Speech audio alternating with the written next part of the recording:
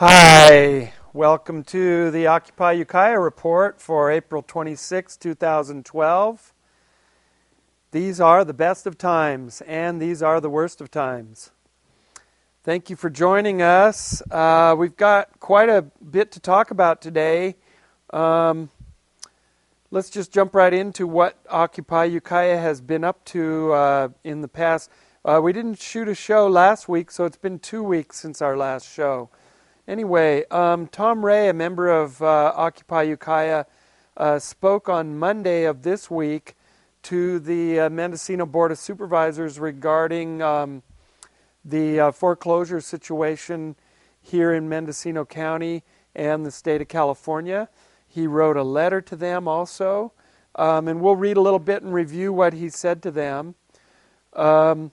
We are having a May Day General Strike Workers Forum, potluck bag lunch, and march on May 1st of this week. So you'll be seeing this on Sunday, the 27th, 28th, the 29th, and on Tuesday the 1st will be this march. So I'll give you information on that, how you can come out and join us. Also, we're going to have another segment of Are you happy with? Are you happy with various things in our lives and what we can do about it? And then we also have a short video of Bill Gates and Warren Buffett talking about taxes and why both of them feel that they should be taxed at a higher rate. It's a short little video. It's worth seeing.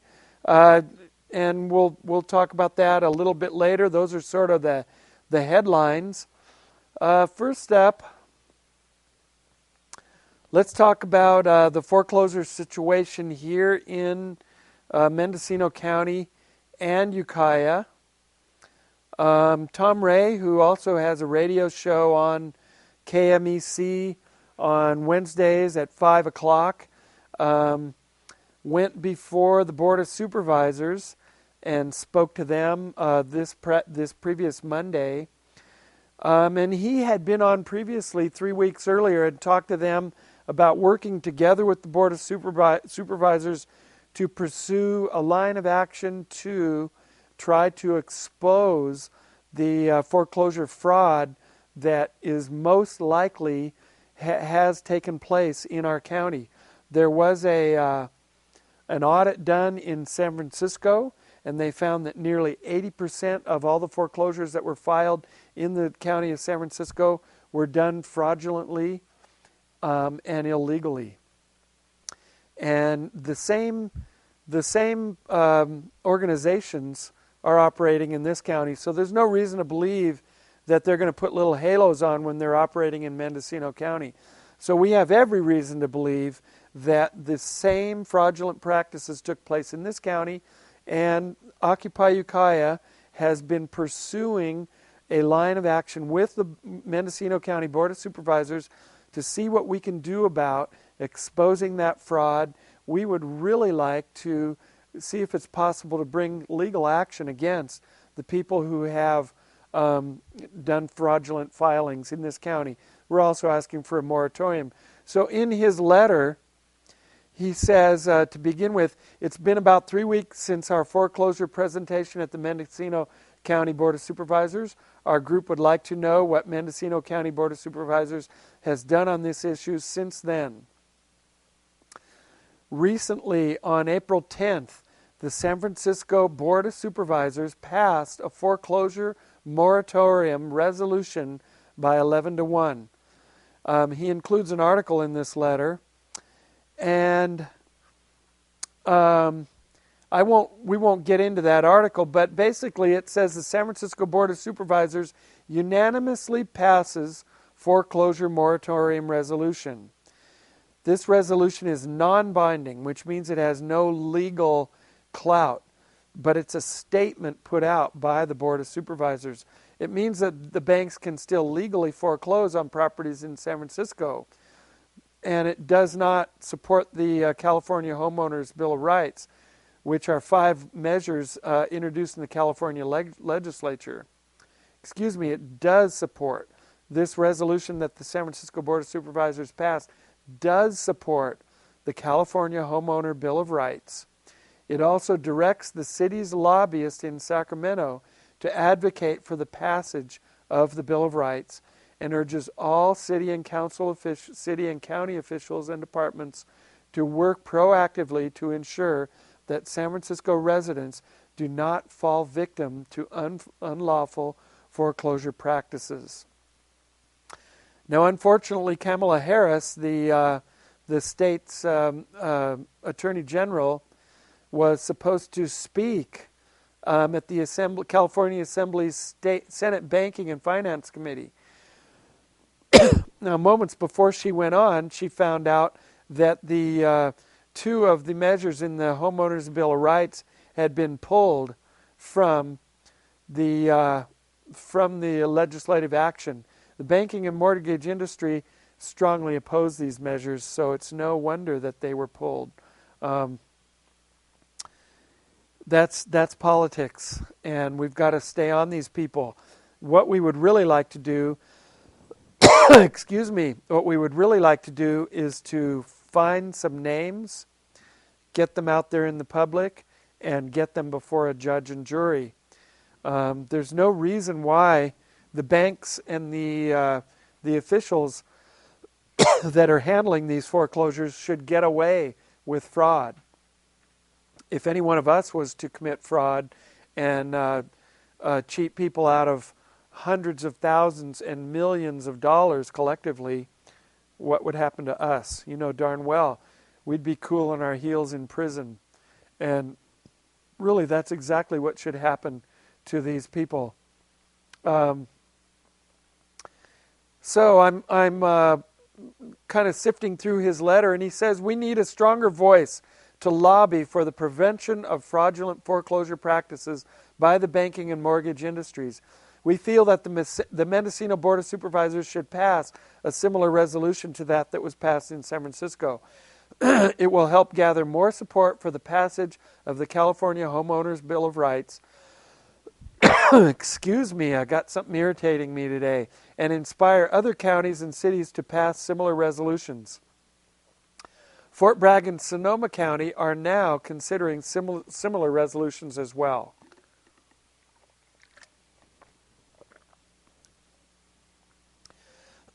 So, basically, Tom's letter is urging the Board of Supervisors to act to support the residents of Mendocino County to help protect them from fraudulent foreclosure practices. So it says, we feel that if a foreclosure records audit was done at the Mendocino County Recorder's Office, many false records would be discovered, and that prosecuting the entities and people who filed these fraudulent documents would generate income for the county through fines and collection of transfer fees that were never paid. It would also provide justice for those who have already lost their homes and help prevent foreclosure fraud and foreclosures. Banks and mortgage companies would probably be more open to negotiate a loan modification instead of foreclosing. People in the community have showed interest in helping the county audit its foreclosure records if they were trained to do so. It says every year about 500 to 600 homes are foreclosed here in Mendocino County alone. Basically, he says, the people and homeowners of Mendocino County need your help and support. We are also open to helping you as well, helping the Board of Supervisors. Together we can solve this foreclosure crisis in Mendocino County. Looking forward to your response. Sincerely, Tom Ray, Occupy Ukiah. It's a very good letter. He is basically putting this right back in the Board of Supervisors court to do something proactively to help people in Mendocino County deal with fraudulent foreclosures that happen everywhere in this country. It's time that we get our finger on this stuff, and if you are knowledgeable about real estate practices, if you have an interest, please come and help Occupy Ukiah, help the Board of Supervisors, help people in this world to fight off the fraudulent practices of the banks. Let's put a stop to this. This is one of the main reasons that people organized and occupied Wall Street back in October of 2011. It's time for us to take the next steps and actually start naming names, getting them into the legal system, and prosecuting them to discourage any further practices along this line. Okay, we're going to move on from that. We'll keep you updated. Unfortunately, it's a slow process. We're having to deal with politics and politicians and banksters and all kinds of people, and it's hard to get that rock to roll. So it's going to take some time, and the more people that we have lending a hand, it's going to move faster, and we'll see quicker results. We're going to move on now. We're going to move on to our feature that we did a couple of weeks ago called Are You Happy With? Basically, I just want to look at many things in our lives today, here in America and here in the world, and ask ourselves if we're happy about it, if we're happy with the situation. Let's see. Let me find my graphic here. Here we go. We'll go to the blue screen with this. Are you happy with? Brought to you by Occupy Ukiah. Let's see. Are you happy with corporations? Today, a lot of people are really angry with corporations. We're shaking our fists at them. We're pissed at them. We're feeling like they're getting away with murder. They are dictating to the politicians what they want. They're getting their way because they have the money to lobby Congress. Citizens United recently passed the law was passed by the U.S. Supreme Court, stating that corporations are persons and money is speech. A lot of people say that the Occupy movement and the people who are angry at corporations and the people that want to do something about it, all it is just a bunch of envy. We're envious of these guys who have all this money. We want what they have. We don't think we can get it, so we're angry and we're fighting back about it. Well, you know what? That's just not true. Part of being a responsible citizen in this world is to act responsibly, is to take care of each other, is to take care of the world that we live in. Many corporations today are making lots of money through very destructive practices of our planet. A good example would be BP and the amount of oil that got spewed out into the Gulf of Mexico a couple of years ago. And now they're finding all kinds of really difficult repercussions from that spill. They're finding a huge population of shrimp that are born without eyes, that are very sick. People are feeling they can't eat the seafood. There's a whole lot of repercussions. That was done by a corporate negligence. Well, now there's just been a discovery, and we'll be getting to this in a further show, and it slipped my mind exactly where this spill was, but BP had another spill that was almost as big as the Gulf of Mexico spill, but it was in an underpopulated area, and it went undetected. Well, it's been discovered. So these kind of things are happening all over the world. Meanwhile, a big corporation like BP is making money hand over fist. We're not envious of people who make a lot of money. I'm not envious of a millionaire or a billionaire who is making some kind of a widget and paying people in China 20 cents an hour to build it so he can sell it for $20 here in the U.S., I'm not envious one bit. I want to be able to wake up in the morning and look in the mirror and say, you're doing your best. At least I'm not screwing up the planet. I wouldn't want to be one of those guys for all the tea in the planet. There's no envy here, and the people of Occupy do not envy rich corporations and people. What we want is for them to be responsible. We want them to make their money in a responsible way that isn't destroying the planet that we all have to live on. Look at that right there on the screen. That's all we got, folks. That's our spaceship. Once the oil's gone, it's gone. We've already used up the low-hanging fruit. We have passed peak oil. Once it's gone, we're going to have very precious few drops for the rest of humanity's existence. We might as well move on. That's my little spiel on corporations today. We're going to have a video of Bill Gates and Warren Buffett on why they think we should be taxed they should be taxed at a higher rate. In fact, I think I'll bring that up right now. Let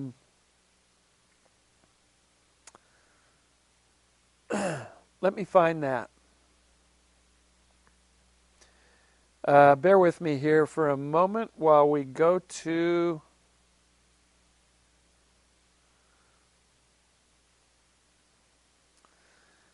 our video of Bill Gates and Warren Buffett right here.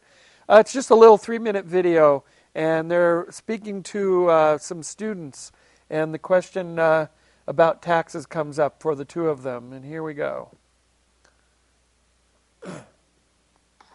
My name is Matthew Bodie. I'm a senior from Elgin, Nebraska. Several Eastern European countries have successfully enacted a flat income tax, and now there is growing pressure in Western Europe to do the same. Would you support the United States adopting a flat income tax, and why or why not? Well, I wouldn't support it. You'd be amazed how flat it is already. If you look at both the payroll tax, which is over 12% now, and that applies on the first $80,000 or $90,000 of income. So Bill and I pay practically none of that in relation to our income. The people that work for us, it's a big, big tax. So if you take the tax that my assistant or anybody in our office pays, they've got 12% on that first $80,000 or $90,000, and then they have the income tax.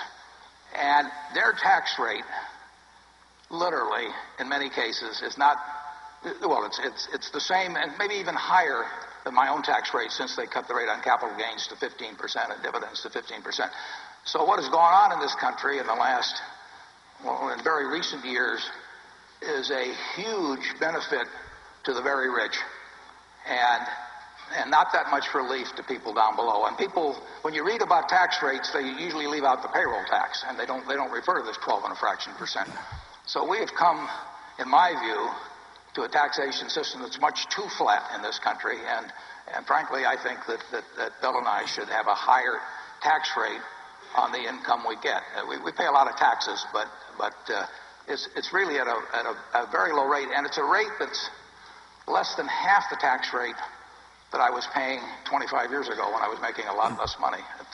They have really taken care of the rich.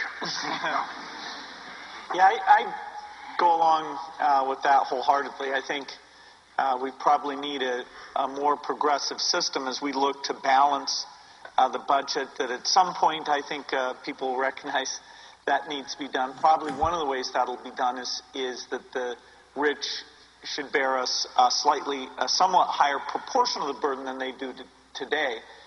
Very large fortunes never go through an income tax. Maybe it's a little ironic, but both Warren and I would say things in several aspects of the tax system should be more progressive. I could spend the rest of my life, and I could have done this 20 years ago, and actually pay no federal income tax, because I could have taken my Berkshire Hathaway stock, borrowed some money against it every year to live on, and when I died, then the estate would pay off the debt on it. But I could have gone through my life a good bit of my life without paying any income tax whatsoever. And I frankly think it's very unfair.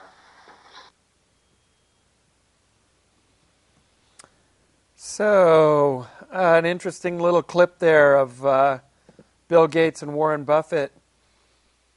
Here's two of the wealthiest people on the planet. And usually people who have money, they just want more. But these guys are coming to realize that things are falling apart in this country monetarily. There are some people out to stack the system so that the wealthy are getting even wealthier, and they're setting it up so that the wealthy people are paying a smaller tax burden than all of us. So, you know, I paid about $2,500 in taxes last year. That took a pretty big bite out of my income if you compare it to the income of, say, Warren Buffett or Bill Gates or the Koch brothers or any of these folks, the Waltons who own Walmart. The amount that it takes out of their wallet is pretty tiny. It's negligible. It's like them dropping some change on the sidewalk, basically. They don't feel it. It's time to change that. There's a lot we can do in this world. There's a lot that we've got to get moving on. We would like to address these topics as a group, and we're encouraging you to come help us, and I'll keep you updated on what it is that we're doing about that in the future. We're going to move on to the last topic on our Are You Happy With today. Are you happy with race relations in the world today? A lot of people feel like things have really improved and it's not an issue anymore. That race relations, they think, well, I'm not prejudiced. I love everybody. It's great. So it's really not a problem. And a lot of us who think that way are kind of living in a bubble. And then when we encounter somebody who has racist beliefs, we kind of let it slide. We kind of let it go. We just say nothing about it. Well, that's the next step. It's not enough just to say, well, I'm not prejudiced. I feel that everybody's equal. But I think we need to demonstrate and encourage others to educate ourselves into why discrimination, racial discrimination, is damaging and deadly. Nature is a diverse organism. Diversity is the very essence of nature. If you look at our planet sitting there, if we had only carrots growing on the planet Earth, it would have perished long ago. If we had only humans living on planet Earth, only white humans or only black humans, it would have perished long ago. We need all the plants, animals, races, all the food, all the water. We need it all to survive. We should celebrate our diversity. The reason I'm bringing this up today is because we have a member of our community here who does a column in the Ukiah Daily Journal. His name is Tom Hine. He's known as Tommy Wayne Kramer. Ignore the the ad here in the middle of the letter. Anyway, they get a free ad from us today. Tommy Wayne writes an article once a week, and a few weeks back, Ukiah Aware had a march here in Ukiah called the All Humanity March. We were basically marching in solidarity with Trayvon Martin, with Kenneth Chamberlain, with many people who have been harmed or discriminated across the planet, and we were also here to celebrate our diversity and to celebrate the beauty that can be, even in a small community, a diverse group of people. There was a whole group of young folks that showed up with beautiful signs and Lots of great energy. They were all early folks in their 20s. There's a picture of them, California Conservation Corps, young people. It was really a great march. We had an open mic. We had all kinds of people speaking. And we came away feeling pretty good. There was nearly 100 people, which for a little Ukiah, that's pretty great. We came out in cold, rainy, wet, windy weather and had a great time. And so Mr. Tommy Wayne wrote an article and referred to this march in his article. And I'm going to read some excerpts from it because I really feel that his words are damaging. And I really feel that when we come across people who are damaging relations, that it's time for us to speak up. We don't just let it go. And he says, given the political climate that exists around here, I suppose it was inevitable that a local group whose business is to accuse everyone else of being racist would try to capitalize on the death of that Florida teenager. The group called CORP, C-O-R-P, it's called Conversations on Race and Privilege. That's what it stands for. The group called CORP exists in order to convince its few credulous followers that everyone in Ukiah hates black people except the members of CORP. These arguments no longer apply. The corpsers need to come up with some new material. He goes on to say, we live in a time and place where some of our most popular singers and TV personalities and athletes and politicians are black. So what? Who cares? Thus it gets more difficult to muster up the tired old argument. He goes on to talk about how thousands of black teenagers are killed by gunshot wounds every year, shot by other black teenagers. And he says, hey, CORE, where is your outrage? Where are your marches? Where are your principles? I wrote a letter in response to Mr. Kramer. Maybe it'll be showing up in the Ukiah Journal. But what I want to say here is nobody in that march and nobody in the core group intends to say that everyone hates black people or any other races except for us. That was not the intention. And if you look at the pictures of some of the beautiful folks that showed up and some of the beautiful signs from that day, it's really irresponsible for a person to throw firebombs like that in public towards this group. You know, Tommy, if you're watching this, my question to you is, were you at the march? Did you talk to any of the members of the march? Did you read the signs? Do you really think that is true, that everybody is accusing everybody in Ukiah of hating black people? Those are very irresponsible words, and they're very damaging to race relations. Somebody who maybe isn't thinking very clearly, like yourself, might take those words to heart and act upon them.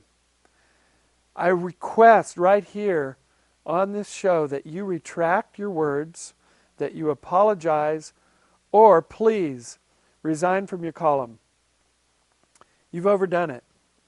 This kind of bomb throwing is really irresponsible and damaging, and there's people who are trying to have civil discourse on race issues in this world. It's not easy.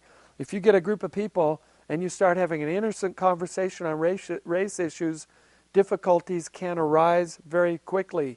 We don't need people throwing negative energy into that conversation. Please try to listen to your words, see the effect they have on people, and correct them. That's all I have to say on that today. Let's see. I'm going to look for my script here so I know what I'm doing next. We're moving on. May Day is coming up.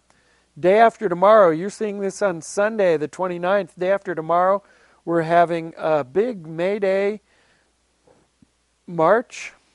And here I'll bring up the poster for it on the screen. It's going to be a pretty nice event. Worldwide, May Day is usually a holiday. It's usually people's day off. There's our poster. May Day, International Workers' Day, and General Strike, Tuesday, May 1st. Occupy your mind. The revolution begins within. Workers' Forum, bag lunch and potluck at Alex Thomas Park, Ukiah, 12 noon. We're going to be making signs at 11 o'clock. We're going to march at 1. We're going to have an open mic. And we're going to be asking people, how can we create a sustainable system? We are going to bring up issues of the workers of today. What are the issues of workers? Why would we go on strike? Are we going on strike because we're angry at our bosses? No, not necessarily. We know that many people won't go on strike. Many people would be afraid of losing their job. Maybe they're not a member of a union. Maybe they would have to call in sick. Well, if you're unable to strike, fine, come out and join us for lunch. It would be great. I'm going to be striking that day. It's not because I'm angry at my boss. He's a great guy. It's a great business. I like my work. But we want to draw attention to the issue of workers in the world today. The people who serve your coffee, the people who repair your cars, the people who make your clothes, the people who make your food, the people who grow your food, the people who pick your food, and the people who get paid very little to do much of that, and the people who also have very little benefits. Most people who do those services don't have vacations, don't have health care, don't have a living wage. Many people, especially people who are picking our foods, who work out in the fields, get exposed to pesticides, herbicides. They get very little break time. They have incredibly low wages, and they have to live maybe with a dozen or more people in a house so that they can afford to pay rent. There's many issues that workers have today that most of us don't see. And a lot of people say, let's take picking lettuce, for example, or picking fruit. People say, oh, we don't need to have all those Mexicans come up from Mexico to pick that stuff. We can do it. Americans can do that. Well, since there's been a crackdown at the border, fewer people are coming over the border from Mexico to pick our fruit, to harvest our food, to get it on the table. Last year, there was a shortage of fruit pickers up in the state of Washington. There was a shortage of vegetable harvesters here in the state of California. So there needs to be some sort of an arrangement done so that people can come into this country, do the work that other Americans are not willing, and not only that, are not capable of doing, and then go back home to Mexico, because our economy depends on these people to pick that food quickly and efficiently, and we're depending on it at a low price, which is really not a living wage. When I was in my 20s, my early 20s, I picked fruit for a couple summers. They were happy to have somebody who was not an alcoholic. They were happy to have somebody who was not on drugs. Me and my friends were really a pretty clean bunch. We worked very hard, bunch of suburban kids. We thought we were doing an outstanding job. And then we saw the Mexican crews come through the orchard, and they were moving probably 3 times as fast as us because they had been doing it since they were children, and their children were learning from them. It's a very highly skilled business to harvest food efficiently and quickly and properly so that it's not destroyed and damaged and it gets to our tables in one piece. Don't underestimate the kind of skill that these people do. So these are some of the issues of workers today in the world. And we just want to basically celebrate workers.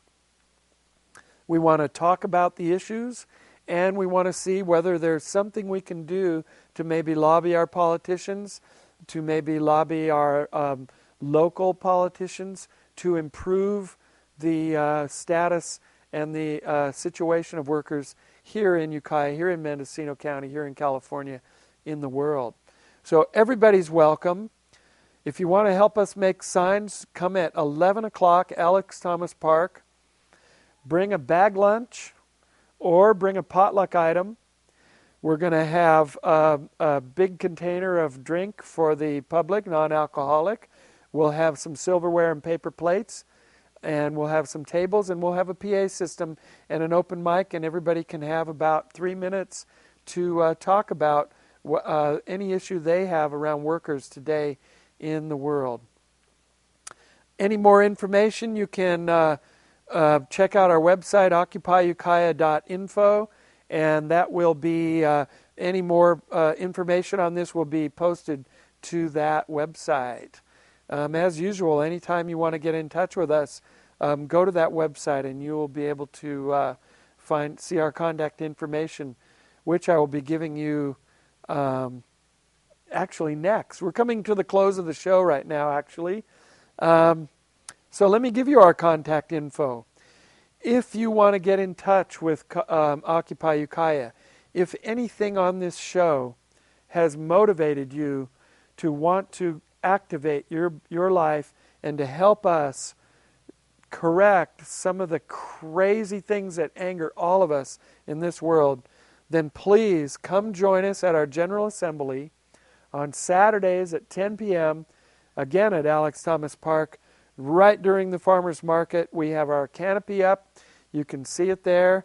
Our General Assembly is open to the public.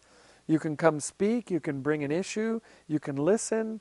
You can take part in consensus, which is a really dynamic process of group decision making. Also, if you want to contact us, you can email our group at occupyukiah.directaction@gmail.com. That's occupyukiah.directaction@gmail.com. And if you send an email with questions, suggestions, anything you want to say, we are open to it. And send an email to that address and we'll respond to you. Also, if you can't get online and you would like to respond to anything you saw on this show or anything in the Occupy world today, anything at all that you feel pertains, you can write to us via snail mail. We're always happy to get letters with any suggestions for this show. If you'd like to be on the show, if you would like to get involved in any way, write to us at P.O. Box 686, Redwood Valley, California, 95470. P.O. Box 686, Redwood Valley, 95470. I'm happy to say that we have found Joe Occupy. We have found the character for our skits of Joe Occupy, and we'll be soon in upcoming shows having some Joe Occupy segments. Joe Occupy is a private investigator. He digs up dirt on local businesses, banks, issues around town, in the world, and he also has a sidekick who we are also looking for. Anybody who's a youthful person, a male for this skit, whose name would be Mike Check. That would be his sidekick. So if you're interested in getting involved in a little bit of fun acting, contact us through any of these methods that I just told you, and we'll start shooting pretty soon. If you have any script writing ideas, let us know. All righty. Well, we're going to wrap it up for today with a Howard Zinn quote. And let's see, I'm going to put that up on the blue screen. There it is. Howard Zinn is an amazing author. Look up his book, A People's History of the United States. It was written, it finished back in the early 90s, but he did an update during the middle of the Bush years, which is pretty darn good. He passed away in 2010, And he also had some comments on Obama, which we'll read on another show. But our quote for the day from Howard Zinn: civil disobedience is not our problem. Our problem is civil obedience. Our problem is that people all over the world have obeyed the dictates of leaders, and millions have been killed because of this obedience. Our problem is that people are obedient all over the world in the face of poverty and starvation and stupidity and war and cruelty. Our problem is that people are obedient while the jails are full of petty thieves and the grand thieves are running the country. That's our problem. So, that's our Howard Zinn quote for the day. And it's been nice being with you today. And for the day of April 26, 2012, this is Charlie Vaughn signing off. We'll see you around town.